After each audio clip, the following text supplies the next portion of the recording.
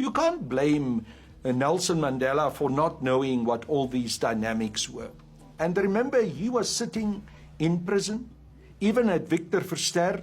The ANC leadership in exile couldn't yet enter the country, engage with him. The people who were able and allowed, and I think deliberately allowed to do so, by the apartheid regime to go and talk to him there at the house at Victor Verster prison, where he was kept for the last part of his imprisonment, were exactly these guys from the cabal. If you look at who were allowed to go and visit Nelson Mandela in prison at Victor Verster, it was Cyril Ramaphosa, it was Murphy Murobe, it was Pravin Gordhan. Those who are fingered in that report that I've referred to earlier as being part of that cabal. So there you find President Nelson Mandela is coming out of prison. He's suddenly released. Who is there to meet him at the gates of Victor Verster? Cyril Ramaphosa. Here's the first one to shake his hand. Here's the one who gets into the car with him. Here's the one who goes with him to the parade in Cape Town, at the City Hall in Cape Town, stand on that balcony and actually hold the mic for him to speak. They immediately insert themselves right there. The dynamics were very difficult. You must also not forget that there were other influences coming to play on President Nelson Mandela. There were people who were coming to the fore from white monopoly capitalism in South Africa, amongst them the Menels, Clive and Irene Menel, the owners of the second largest mining enterprise in South Africa, Angloval, who would say to Mandela, we will give money to the ANC. We will assist you and others to be able to resettle yourselves in South Africa because you come out of prison, you've got no money. Those who come from exile, they've got no money. We will give you money. We will help you. We forget that it was the Menels who paid the education for President Nelson Mandela's two daughters, Zenani and Zinzi Mandela, to go to school.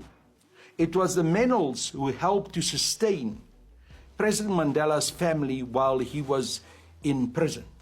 These people had a long-term plan.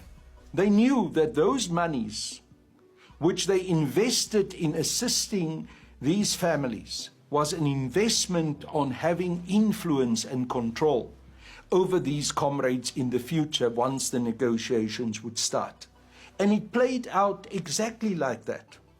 We know that the Menels were central in suggesting to President Mandela that Cyril Ramaphosa should be brought into the senior leadership of the ANC.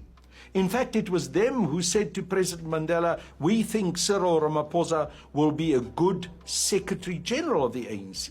And President Mandela, having listened to them, having met Cyril Ramaphosa, as soon as he came out of prison, one of the first people he engaged with, he pushed him to become, in 1991, at the first legal conference of the ANC in June 1991 in Durban, for Ramaphosa to become the Secretary General of the ANC. It was an anomaly.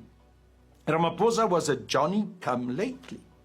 He was not even part of the senior leadership of the ANC, but yet he was parachuted in, also through the power and influence that Mandela so amply had, pushed him to the fore for Ramaphosa to become the Secretary General of the ANC.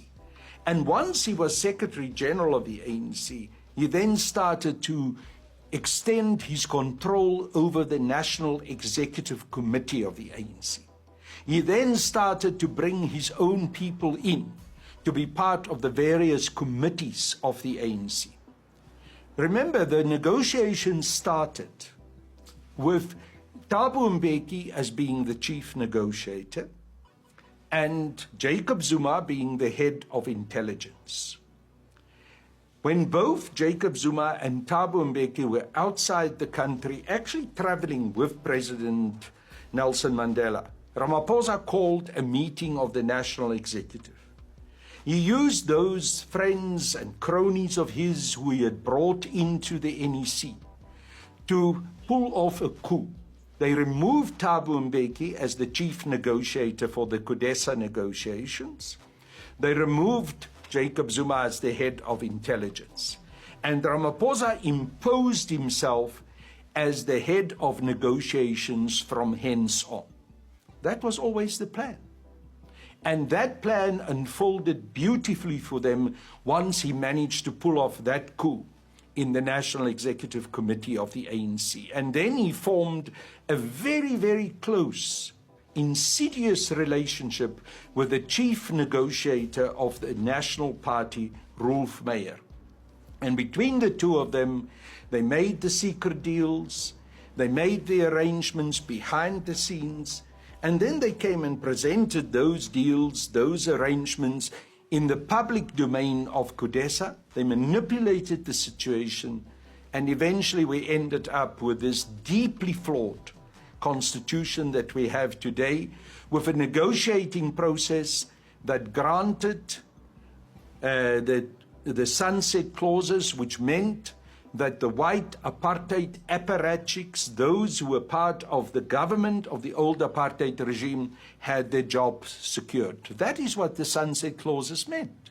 It also included in the Constitution a clause that gave property rights, guaranteed property rights. Now, how on earth do you guarantee property rights in a country where you know the colonial history of this country is that white colonists came to South Africa and stole the land from the indigenous people?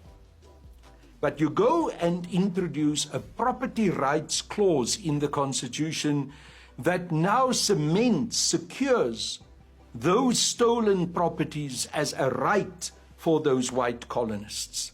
And that is the kind of sell-out project that I keep on talking about. And interestingly enough, today, after all these years, that the relationship between Cyril Ramaphosa and Rolf Meyer still continues. And Rolf Meyer today has been appointed by Cyril Ramaphosa as one of his special advisors to the President of South Africa. Can you imagine someone who was an apartheid agent, who at one stage was the Minister of Defense under the apartheid regime, who was part of the apartheid regime's State Security Council that took decisions to attack the ANC in the neighboring countries in Southern Africa, who was part of those decisions to fight the wars in Angola, to fight the ANC in Lusaka and attack the ANC in Lusaka, in Lesotho and in Botswana. That same man, that same apartheid apparatchik who was part of the crime against humanity, has been made by this President, Cyril Ramaphosa, his special advisor. It cannot get worse than that. Okay.